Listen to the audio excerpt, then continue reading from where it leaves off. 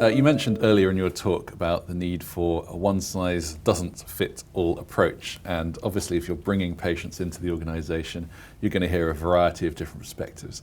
How can you really cater for that when there's such a variety of different needs, concerns and situations?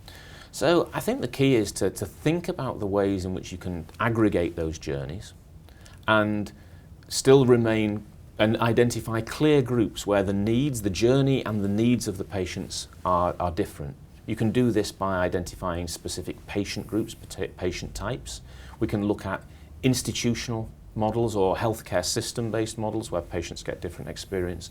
Or perhaps most importantly and most richly, I think the psychographic or behaviourally driven approach where prospectively now we're able to identify that patients who hold different beliefs about treatment or different levels of engagement with their disease are likely to have different healthcare experiences and a different kind of journey. And by using those kinds of techniques, you can subdivide and group your patient populations in ways that are relevant and informative to help you drive action afterwards. Well, we often hear about personalised medicine as the holy grail of pharma, but usually that refers to the scientific, the genetic advances that we can make. What you seem to be talking about is personalised healthcare of a different type, where we can actually take people with a single existing treatment but in a different way.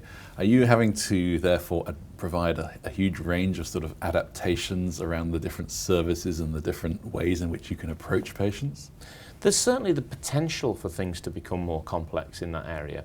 But I think what it actually means is a difference of emphasis of different tools for different patients. So where previously we might throw mud at the wall and apply a whole range of useful activities to a patient and they would perhaps select the one or two that are most useful to them, I think prospectively we can now select which activities are likely to be useful for a patient or which resources are likely to be useful and just offer those.